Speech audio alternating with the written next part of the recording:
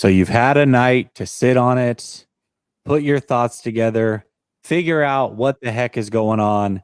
Yesterday, after the game, is immediate raw emotion, not just for you who are watching, but me who is delivering the content. And now I've had a day to sit. Ryan and I have so much to discuss. How worried should we be? Do the 49ers need to make a trade? Who's to blame for all of this? Where do we go from here? That's what this show is about. And Ryan and I are going to tackle all of that next.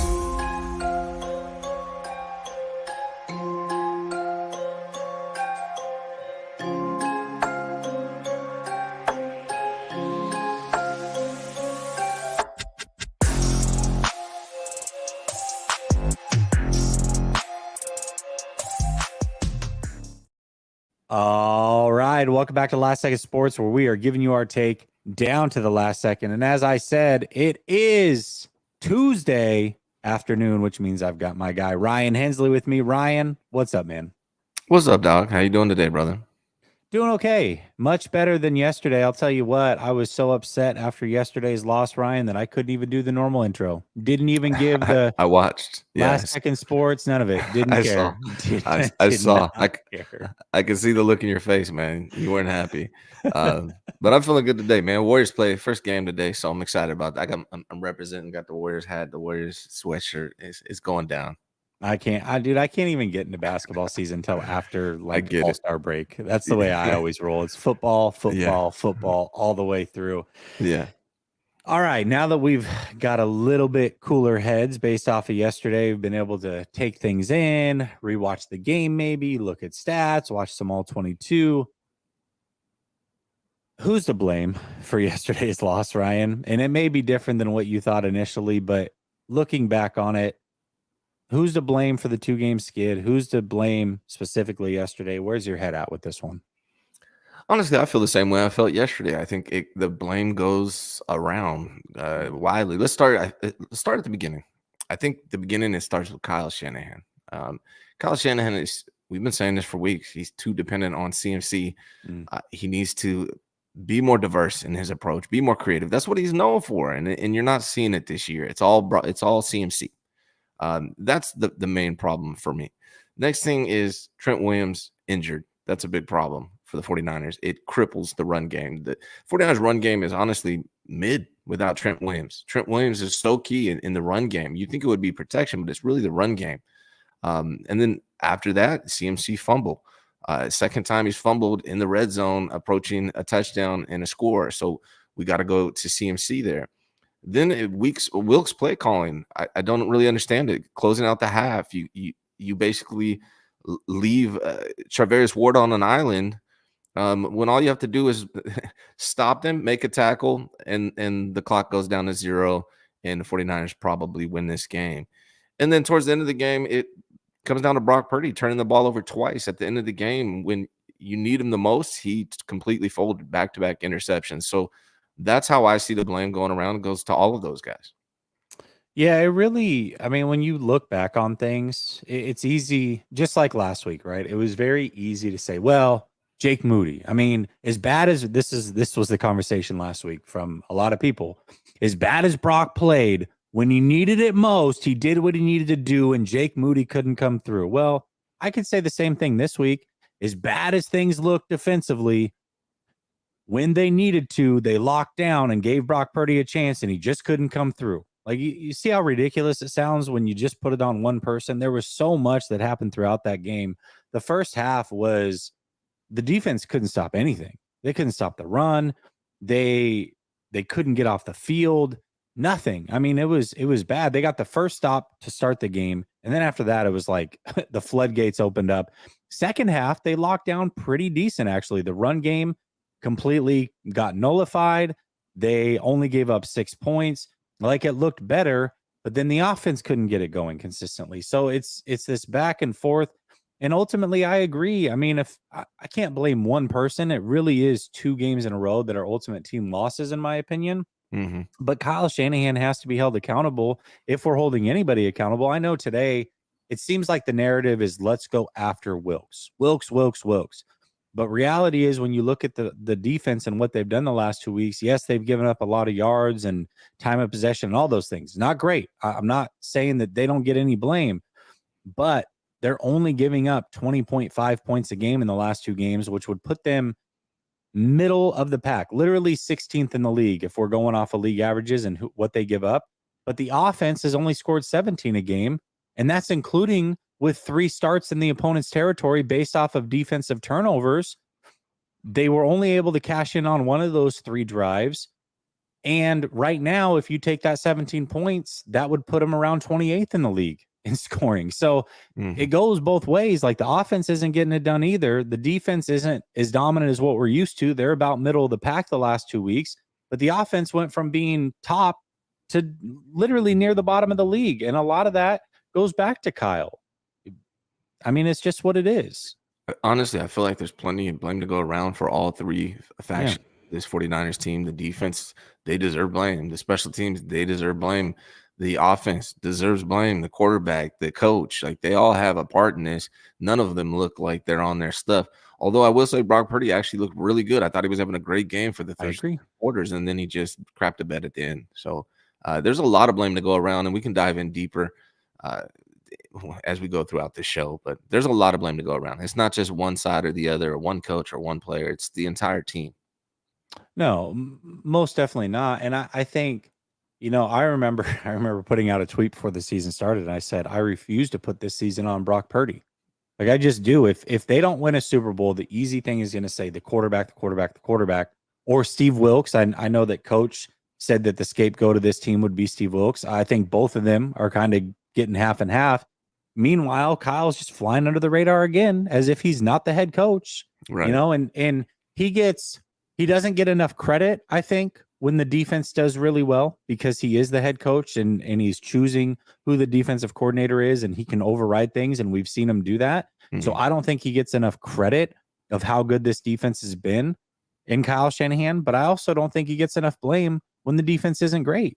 It does go both ways. So he deserves more credit when they're doing good, and he deserves more blame when they're not doing so great. So yeah, and in regards to this defense, man, while we're on it, I feel like overall this defense has been pretty good throughout the year. And like you said, they gave up 22 points. Now, Wilkes made some disastrous play call decisions. Did you watch? And also, here, this is key. Did you watch Bosa's press conference last night? Did you have a chance to do that? I didn't know. So this really struck me when I was watching it. He was talking about how, he basically said we're usually a rush 4 team, and was basically saying that the way Wilkes is dialing up blitzes is hindering their ability to get to the quarterback, hindering the defensive back's ability to protect against the passing game. So it seemed like a little shot at Wilkes, to be honest, right? Like, he's saying we're typically a rush 4 team. Like, basically, why are we calling these blitzes? And I think he's kind of blaming that on, like, his ability to get to the quarterback, as well as them giving up all these passing yards. It seemed like an indirect shot at Wilkes, to be honest. Yeah, we'll get home. One thing I keep hearing is, we need to add another pass rusher. BS. No. What do you mean we need to add another pass rusher? They've got like $70 million a year sunk into 3 guys on that defensive line. They need to be elite as is. You don't get the defensive player of the year, then go sign the number 1 interior free agent, have a guy like Armstead making the money that he's making, and say, we need more. No, you have enough. I'm tired of we need more. They have enough to win. They just do. They're not getting it done, period. You can put the blame on whoever you want, but the common theme here is they are not getting the job done the last 2 weeks. They're just not. Yeah. So you parse the blame how you want, but the theme is they are not getting it done. And also the theme is they have enough to get it done. So figure it out. Right. And that's the thing. I think Bosa's point is, it's a balance. Well, getting to the quarterback is a balance, right? You can go after the quarterback hard as hell if you want, but the receivers are open and the quarterback can get rid of it, then you're not going to get home. So I think Bosa's point is, we need to drop back more guys into coverage, stop blitzing so much, so we can get some coverage, a little help with the coverage, and get some coverage sacks as well. Buy us more time so we can get to the quarterback. I think that's what Bosa's point was, and I honestly think I might agree. But overall, Wilkes is doing good. The 49ers defense this year, they're trending 42.5 sacks overall. Well, going into yesterday's game, I didn't check it out this morning, but going into yesterday's game, they were trending 42.5 sacks. I believe last year they had 45 44. So that's pretty close. They're trending 28.5 interceptions, which is way over the 20 that they got last year. Their numbers are not very bad compared to last year. So overall, I think this defense is playing well. Wilkes is playing well, but he's got to fine tune it. He's got to drop guys back into coverage. That's not what this team does. They got the guys that can attack with 4. They don't need to be blitzing, especially going into the halftime when all you need to do is run down the clock. The scary thing is they're playing this soft coverage that you talk about, that Joel talks about here. They haven't even played an elite receiver yet, Ryan. I know. Not a single one. Can you imagine Not Justin Jefferson was there last night? They got Chase coming up. They've got Seattle twice and their receivers. They've got the Eagles. I mean, it's not going to get easier. They have not played an elite receiver yet, and they got plenty coming up on that schedule with quarterbacks that can get him the ball and make him pay a little bit. So it's not looking great. Can we also talking head? Yeah, go ahead. Sorry, buddy. But can we also acknowledge that Kirk Cousins? He balled out, man. I've been telling people I like Kirk Cousins. They don't like him. They hate on him. They say he's not clutch in prime time. Well, he did his thing last night, man. Bro, I've been fighting the Kirk Cousins fight for 8 years. I'm not even kidding. I used to go round and round with my buddy that he was as good as Stafford, and I mean, for 4 years we had that argument, and then it's just kind of transferred over here with people saying that Kirk Cousins sucks, that are in the 49er community. It's like, no, he doesn't. He's never sucked. He's always been good forever. Yeah. Talking Head says, don't criticize Purdy in front of DB and Larry. They'll call you ridiculous. Just saying, maybe the data's changed and we're seeing a different Purdy. It's also a gimmicky offense. Yeah, I don't know what they're doing over there. Not really any of my business. But I will say this: the last part, the gimmicky offense thing, there's something to that. There is definitely something to that. It feels very gimmicky. And if they don't have all the pieces in place to make it work, it doesn't work. I mean, last year before they got CMC, this team averaged 18 points a game. This year, they get a little bit of pushback from injuries. They lose an all-pro, and all of a sudden, they're back down to 17 points a game. Like, that's not, that's just not conducive to winning long-term. The offense needs to be able to produce points and win games. They're a one-trick pony right now, Jesse, and defenses are tapping into it. They understand the CMC show, and if we stop CMC, they're going to struggle, and that's what's been happening. Not only, CMC has struggled. He struggled against the Cowboys. He struggled against the Browns, and he struggled last night running the ball. I mean, that's the truth. He's more effective as a receiver than a runner right now. I'd love to see some Jordan Mason, but hell, we've been saying that for a year. T-Moss says, why the F did Mason get no touches on Hood? Listen, man. I wish I knew the answer to your question. Dazza says, are players buying into their own hype? A lot of highly paid players doing almost nothing, like Bosa, Armstead, Kittle. I mean, it kind of feels that way. I mean, this is something that Grant has talked about forever, and he's kind of half joked about it, and half been serious about it, like the revenge tour thing and how all of them banty around like they've won a Super Bowl, but none of them have. Like, that's kind of the vibe that you get. And it's not that big of a deal until they start losing. Then you start to notice it and you get annoyed with it. But when they're winning, we love it, but once they start losing, you're annoyed. So this is not any different than what they've been, in my opinion. Right. I agree. All right. Going forward, what are you more worried about? And I think you can make a case for all three of these units.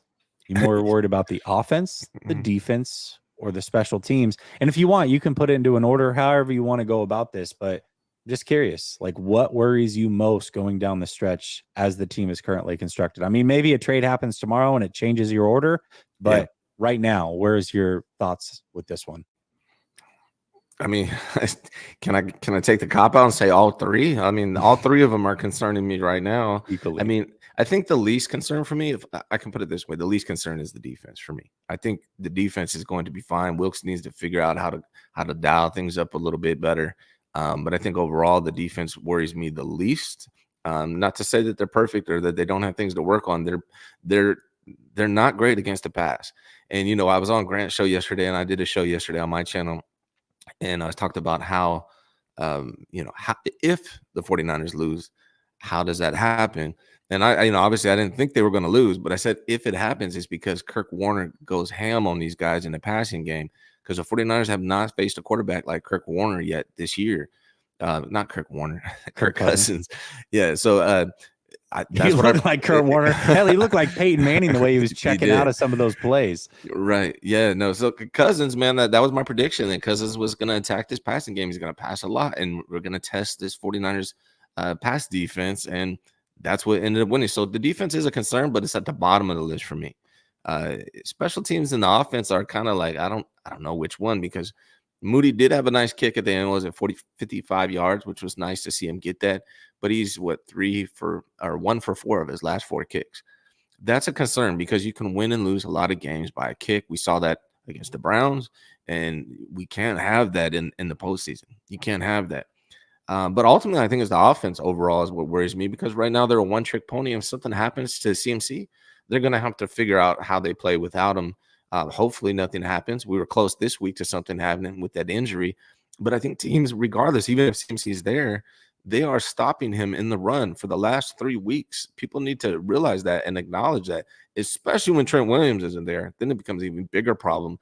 49ers need to learn how to attack in the run game without CMC and utilize CMC in other ways, but also get everybody involved. It's so, so important, man.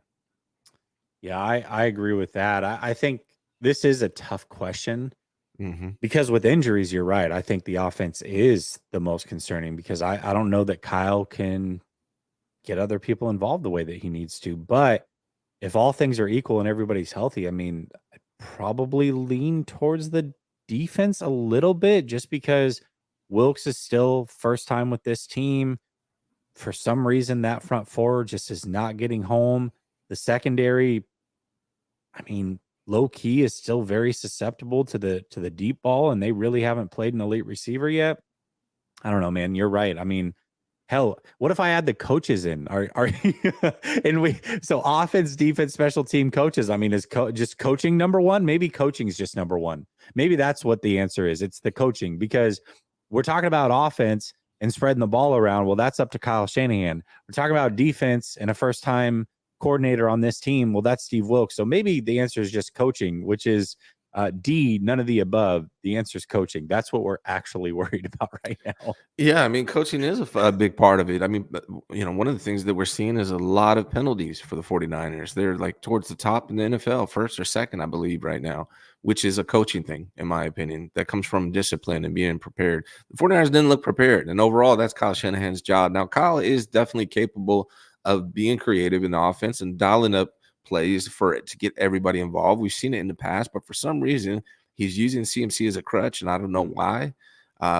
That's why I was like almost hoping that CMC would just sit out for the next week or so and just rest and get some health so Kyle can get back to his old swagger, man. Like, he can do this. We've seen this in the past. He needs to get back to it, man. He's too dependent on CMC right now. So Kyle takes a lot of the blame. Wilkes takes a lot of blame. Look, Wilkes, the defense has done pretty good. Wilkes has done pretty good. I thought he was going to start off this season struggling to dial up plays, but it seems like now he's having a problem. He started off fine, but now he's having a little bit of a problem.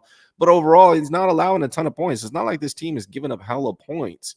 So it's not like, I don't really look at like the defense. 49ers got to score points. They got to do a better job than what they're doing. They got to spread the ball around. They got to get more creative and be more dynamic and unpredictable. Right now, they're super predictable. Yeah, they are very predictable right now. Very offensively and defensively, they're predictable. I mean, again, Kirk Cousins, he got to the line and was like calling things out immediately, like, "Oh, we know exactly what they're doing. Here's the counter. Got it." And he was on the money, man. Yeah. And a lot of being on the money came down to making the right call pre-snap. And he did a phenomenal job yesterday. Job yesterday. Yeah. All right. Raziki says, again, if Kirk had been the quarterback on the 2019 team, yes. Super Bowl, 6 Lombardi. Yeah. I remember when people tried to argue that Jimmy was better than Kirk. That's so laughable at this point. Kirk gets the most unjustified hate. People need to understand it's a team game. It's a team sport. Wins don't all go to quarterbacks. Losses don't go to quarterbacks. You have to look at the whole picture, the defense, the offense, the weapons, the play caller, the coaches. It's not just a quarterback. If you just put Kirk in a bubble by himself or put him on the 49ers in your head, he's really really good quarterback. He's a top 10 quarterback, maybe 10th, maybe 9th, somewhere in that range to me. All day, every day. Kim says Brock feels like NFL's Jeremy Lin. Yeah, I don't know if we're quite there yet. I'll try to talk about that. I'll try to remember and circle back. So we're going to talk about Brock here in a minute.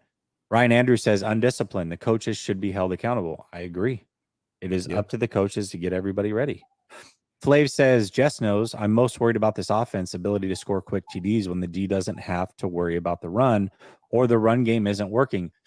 Yeah, you and I had a whole back and forth in DM, man. I think your take for the most part is pretty spot on. I will say this, and the numbers haven't come out yet for the throwing charts for Brock Purdy, but I'm curious to see what it was after this week. All I know is last week, Brock Purdy beyond 10 yards was just 2 of 11 passing with an interception. I know that he had 2 interceptions this week beyond 10 yards.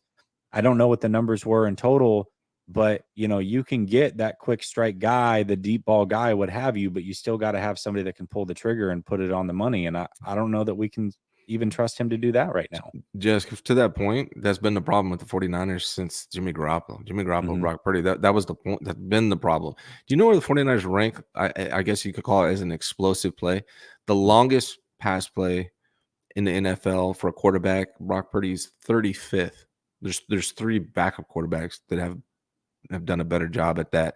It was the problem with Jimmy Garoppolo too. That's been the problem. That's why, they went after a guy that could be more explosive. Didn't work out, but that was the goal. Yeah. Dazza says, why can't Shanahan engineer a play, e.g. jet sweeps to Ray Ray? Yep. Use Bell. Exactly. For a supposed genius, the plays don't seem to be that creative. Sometimes they are not. Sometimes they are not creative. And I also have to wonder, how much of this is the schedule finally catching up to the 49ers? We remember preseason, we talked a lot about travel, Ryan. Travel is going to be an issue. Travel is going to be an issue. Travel is going to be an issue. Maybe travel right now is an issue. I mean, remember, they went all the way to Cleveland, then they came all the way back to Santa Clara, then they went out to Minnesota.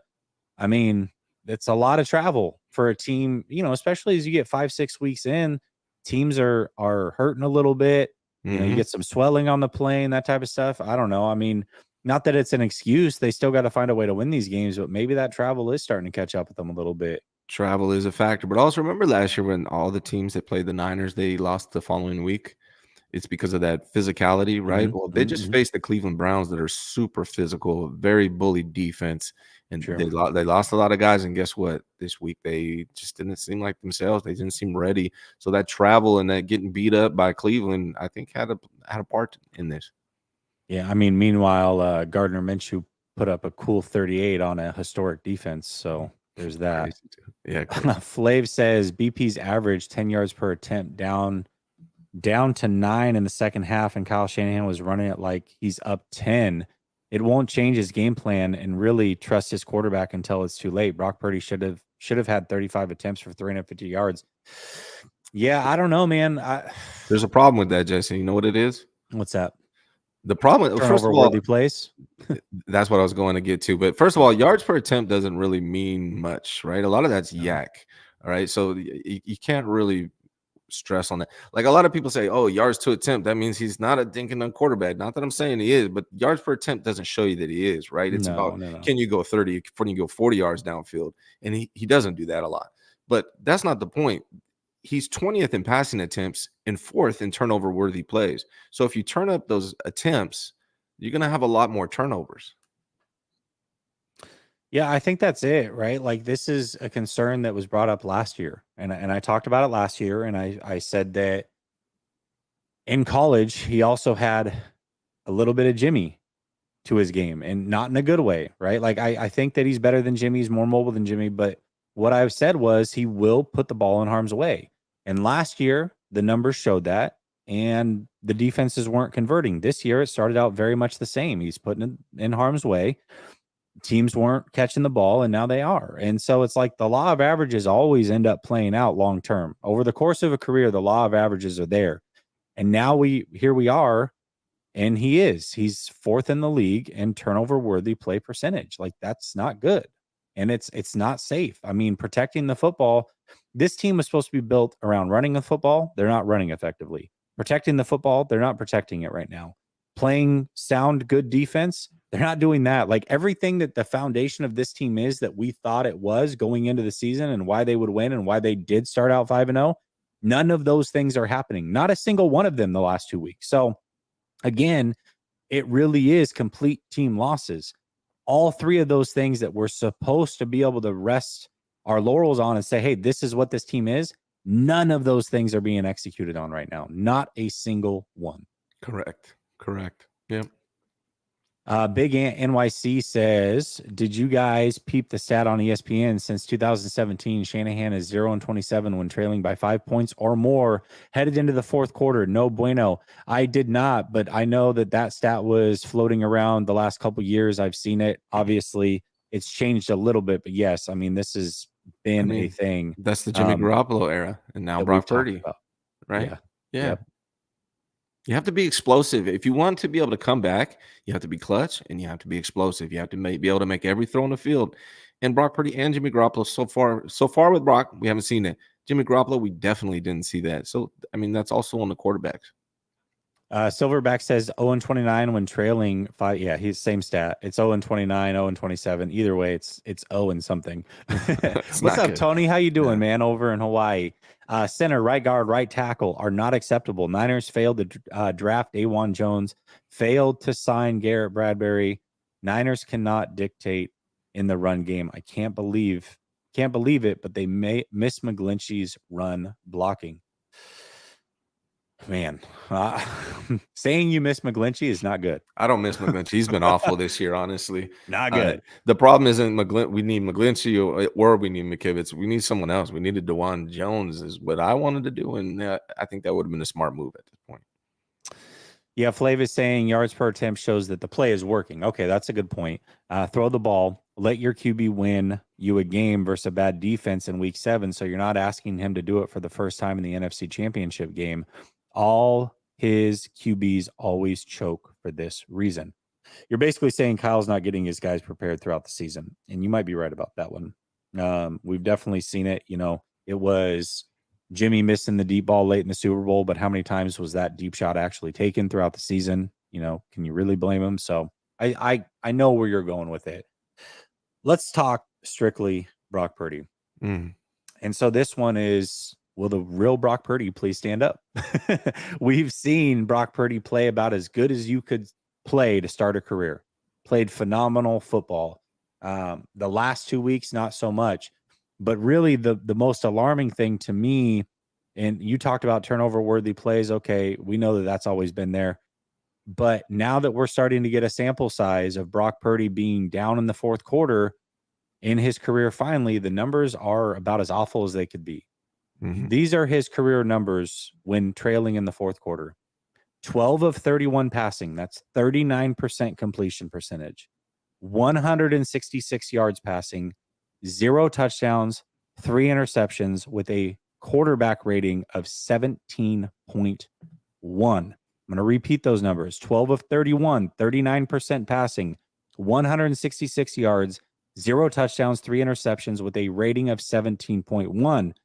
Let's also not forget that in the 3 games that I can think of off the top of my head where they trailed in the fourth quarter, the Raiders game, he put the ball in harm's way. Luckily, it wasn't intercepted. They were able to go actually win that game. The Cleveland game last week, again, on the final drive, put the ball in harm's way. Luckily, the pass was not intercepted. They were able to have a chance to win that game. And then this week, 3 times in those final 2 drives, he put the ball in harm's way. 2 of them, unfortunately, were intercepted. So this is now a bit of a trend early in his career where the game gets tight. They need to rely on him to go win a game, and he's been unable to do so. And not only unable to do so, I mean, he's been well below average, well below par. I mean, come back all the way, about as bad as you could be, Brock Purdy has been. What do you make of Brock Purdy? Who is Brock Purdy really? Well, I will say this. It's still very early in his career, still a small sample size, so we still have a lot more to be determined. What I will say also, though, is let's keep Joe Montana's name out your mouth for a while, everybody. Not you, Jesse. The people that have been making these comparisons, entirely way too premature. And that's what I've been saying. That Jesse and I share the same thing. For me, it's like 2 or 3 years. I need to see you play 2 or 3 years of games before I can make a determination of who you are. I think Jesse feels the same way. And a lot of you guys want to jump on this or that. Like Trey Lance was absolute dog trash after 3.5 games. Ridiculous. Brock Purdy is this or that after whatever games. What is it, 14, 15 games, whatever it is now? It's still too premature to really know what Brock Purdy is. But I will say that is concerning. He seems to do really well when everything's working and they're not being challenged and they have the lead and all that. But at the end of the games, when they're trying to put the game on his shoulders, he has not been able to step up yet. Doesn't mean it's not gonna happen or he's not gonna develop into that guy at some point. But so far, he's shown that that's not who he is. I put out my statistics like I do every Tuesday morning. If you want me, I'll read them off right now, if that's okay, Jess. But Yeah. he's 20th. He's ranked 20th in completions with 131, 20th in attempts with 193. His completion percentage is 12th with 67.9. Yards, he's ninth with 1668. Average, second with 8.6. Yards per game, ninth with 238. His long is 35th in the league with 42. Passing touchdowns tied with 6 with 11. Interceptions tied for 6 with 3. Sacks tied for 8th with 12. QBR second at 75.6. Rating second with 107.2. And his trend actually went up. He's trending 4,050 yards, 27 touchdowns, and 7 interceptions. Overall, when you hear that, it's pretty good. It's not bad. Yeah, But the concern is the trend over the last 2 games. So, hopefully he breaks that trend against Cincinnati. We'll see. I think that's the only real concern. Overall, the numbers are fine. It's just over the last 2 games that trend is a little concerning. Yeah, most certainly. And I don't think that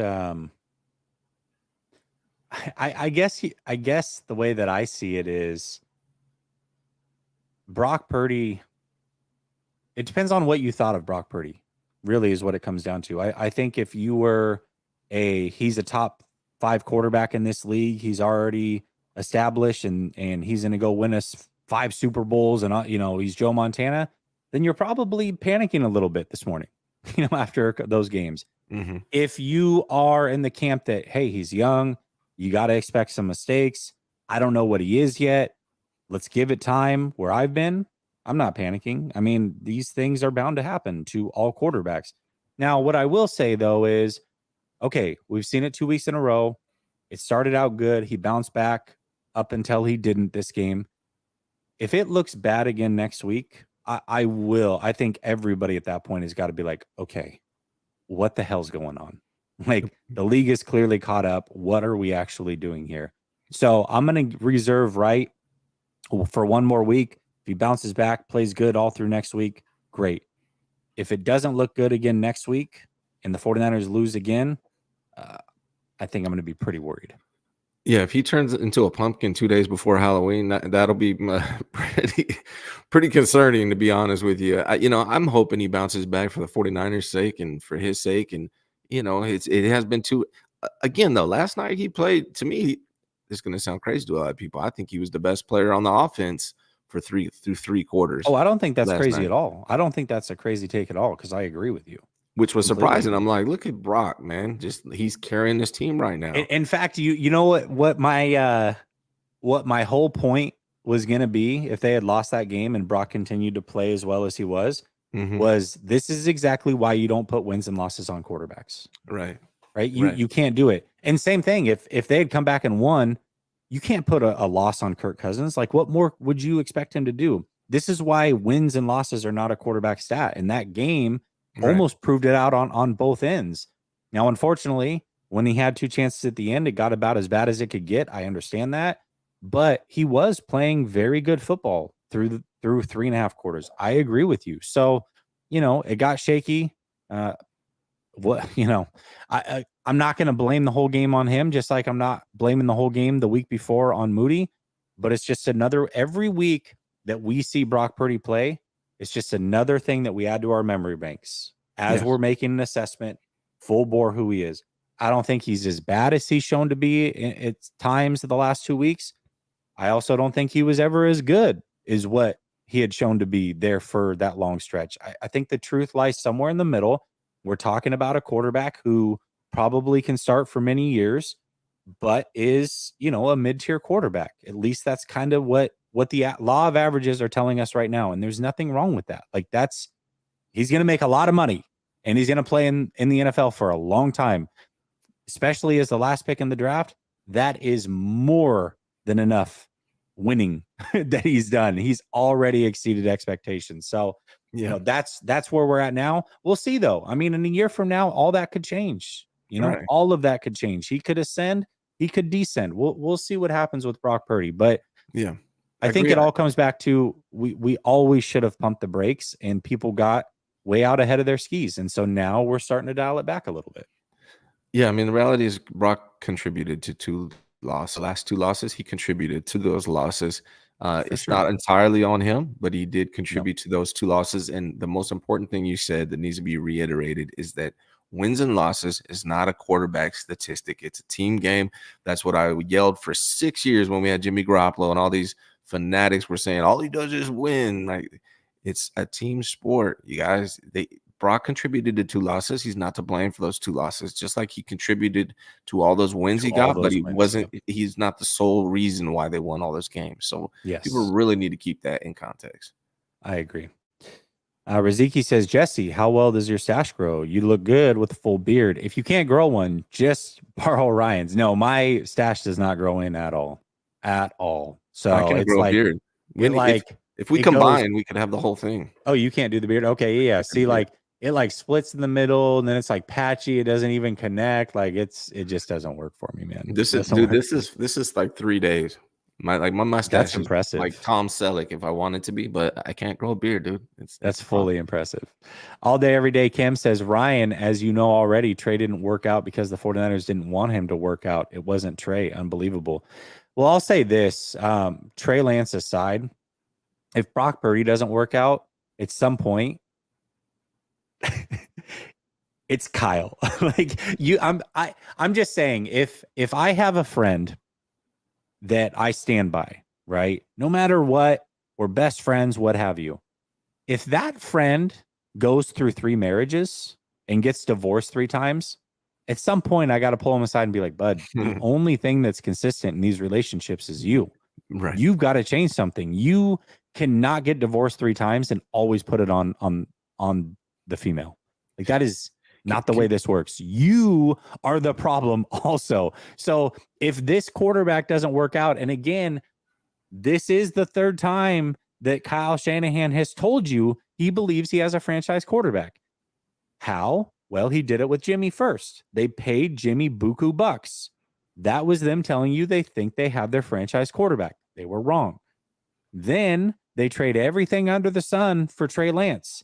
That was them telling you they believe that they can have their franchise quarterback. They were wrong. Now you're on to Brock Purdy. You removed all the roadblocks, all the barriers.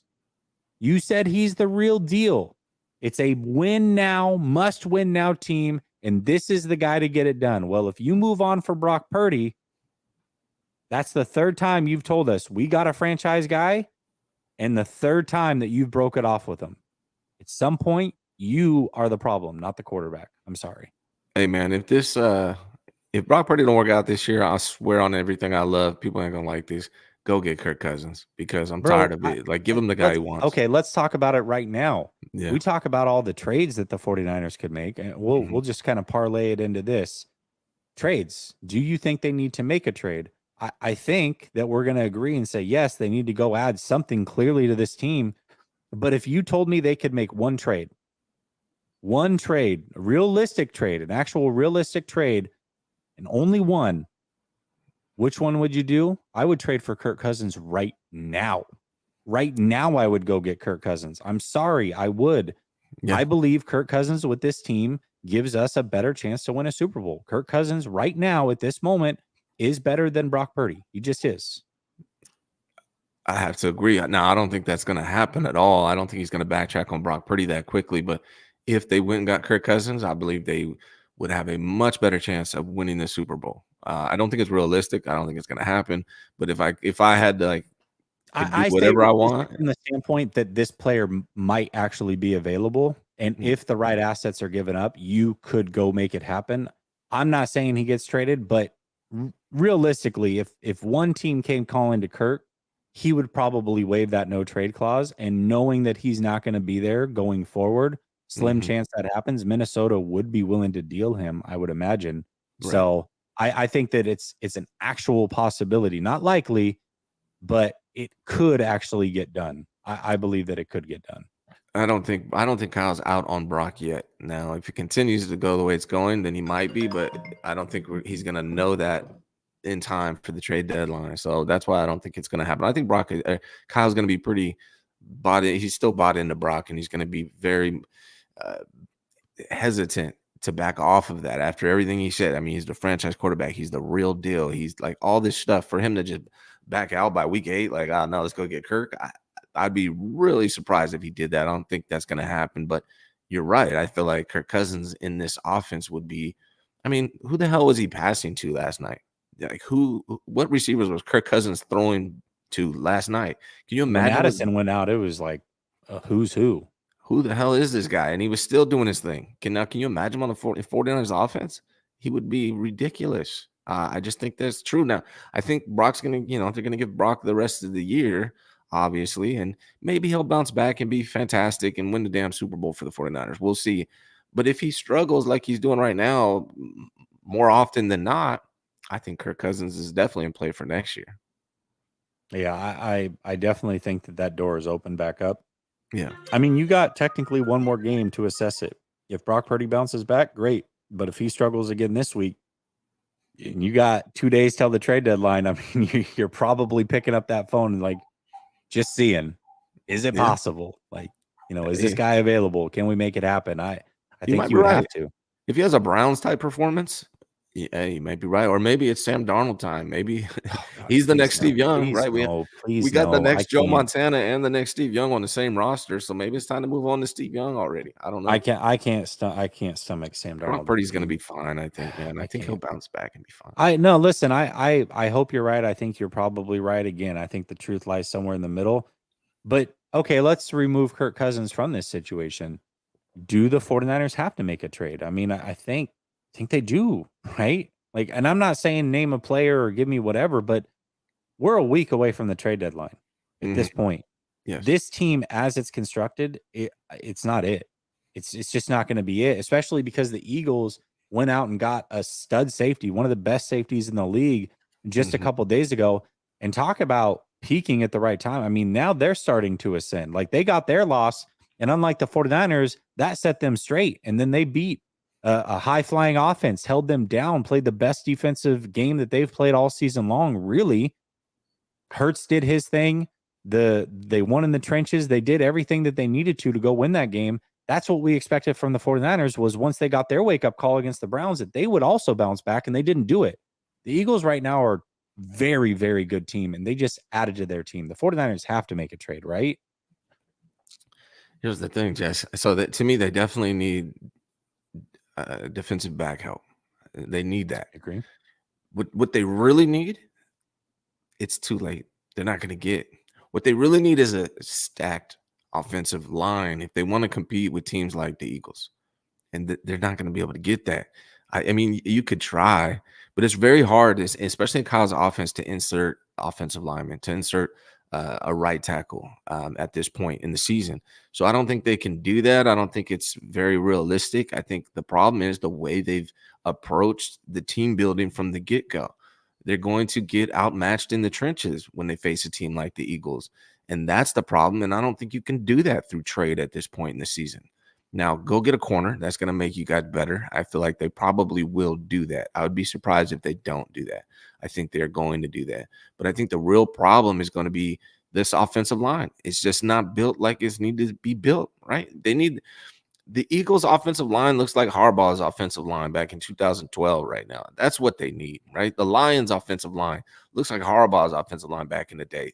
That's what the 49ers need. That's what they've been needing. That's what we've been screaming from the top of our lungs.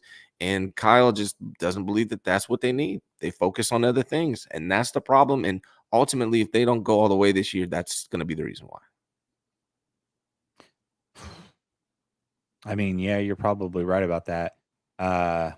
Jero Mari says, I'm a Lions fan, and I can tell you the 49ers will definitely be all right. It's only 2 losses. Yeah, here's the thing. and this is what I get it from a Lions fan perspective. Like you guys are just like making the playoffs right now would be awesome for y'all. And you guys just got your tail handed to you by the Ravens yesterday. I wouldn't panic if I was a Lions fan. I think the Lions fans are likely going to win that division still and make the playoffs. The 49ers are going to be fine in the sense that they make the playoffs, but these games are what has always kept the 49ers from getting the number one seed the last couple of years. The reason the 49ers go on the road to play the Rams and go on the road to play the Eagles in an NFC championship is because of stupid games early in a season that you shouldn't have lost. The Browns was one thing. You're traveling to the East Coast. You got a tough team. The weather wasn't great. You had some injuries mid-game. I get it. Things happen. But now that's your wake-up call. The next game you follow it up against the Vikings, those are the games. Those are the Falcons from a couple years ago. Those are, the Falcons last year again. Those are the Denver, the Chicagos, like those games that you just cannot lose. You can't stomach to lose that stop you ultimately from getting the number one seed.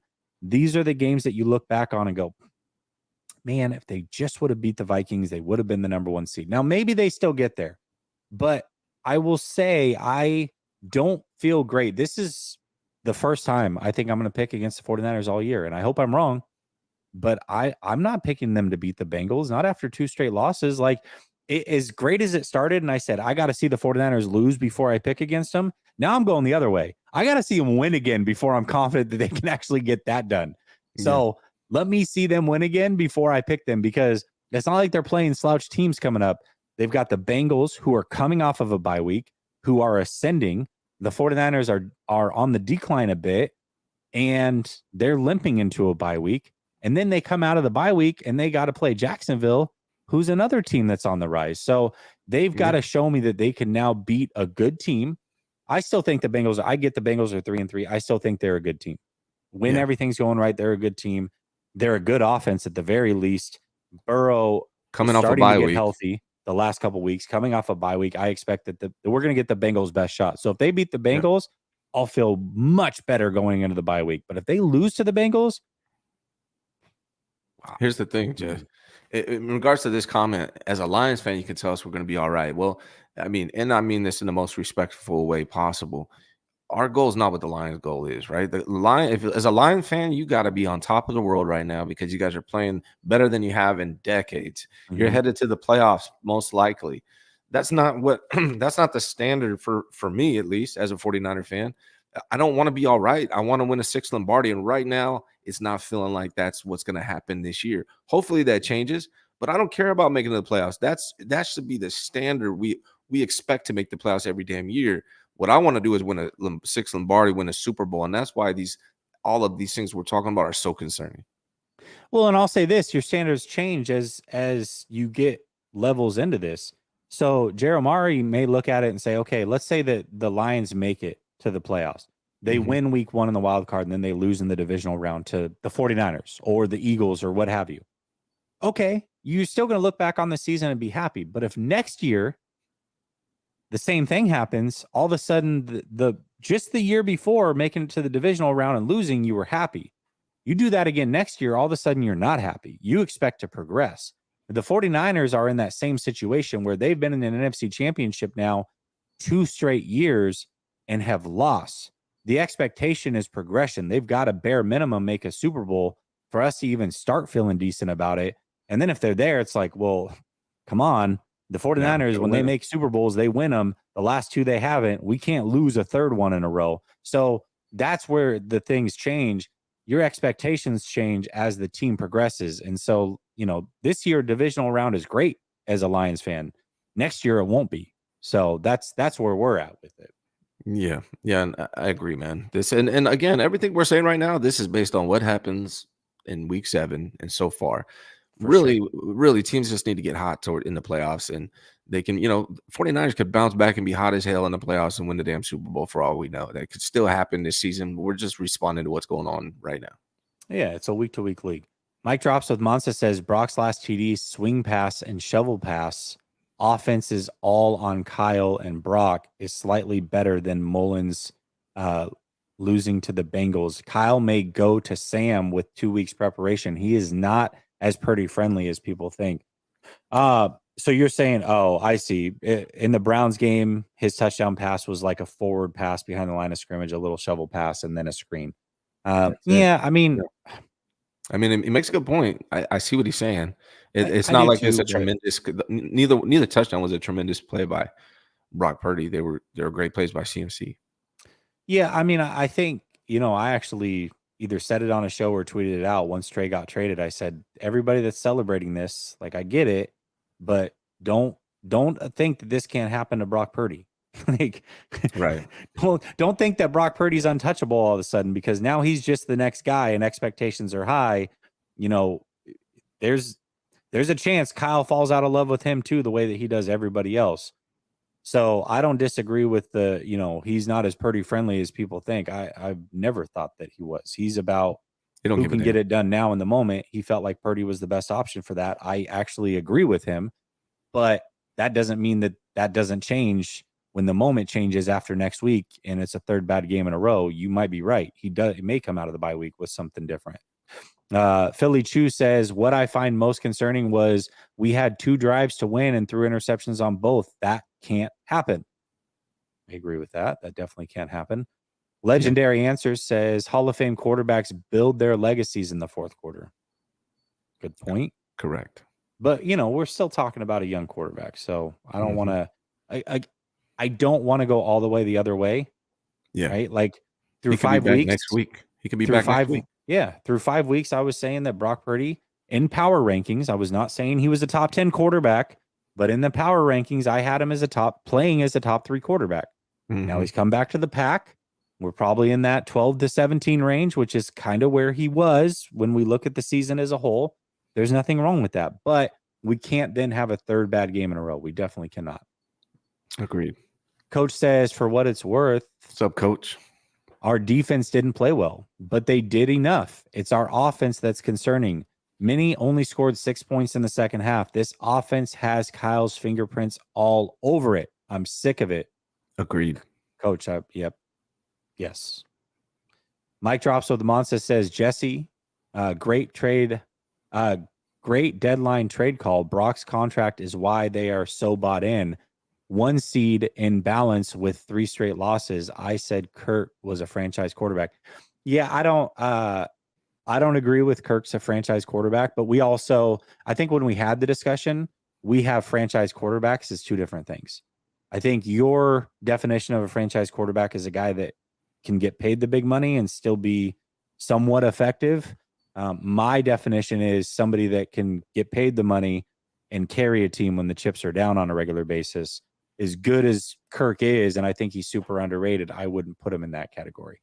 But I definitely think he's more than what we've had in the Shanahan era, for sure. Mike Drops with Monza comes back, says, just because we don't want Sam doesn't mean Brock has no leash. I agree with that. Brock isn't their guy. They think he's perfect with the contract to keep the Cabo click. Yeah, I don't know that for sure. It sounds like everything like Brock is their guy, but that doesn't mean that lasts forever. Honeymoon phases happen. I mean, every single person in this chat's been in love in a honeymoon phase and then fallen out of love when your partner wasn't what you thought they were. So Kyle Shanahan can fall out of love also.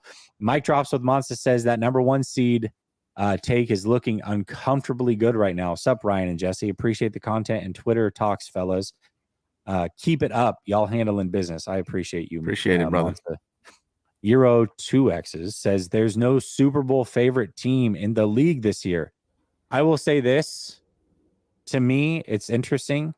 After 7 weeks, the same 2 teams that were the best teams last year are right back at the top of the league. I think if I'm doing a power rankings, I'm going Kansas City number 1, Philadelphia number 2, and then I'm probably putting the Ravens number 3 at this point. But 1 and 2 are the same teams that were in the Super Bowl. The cream always rises to the top.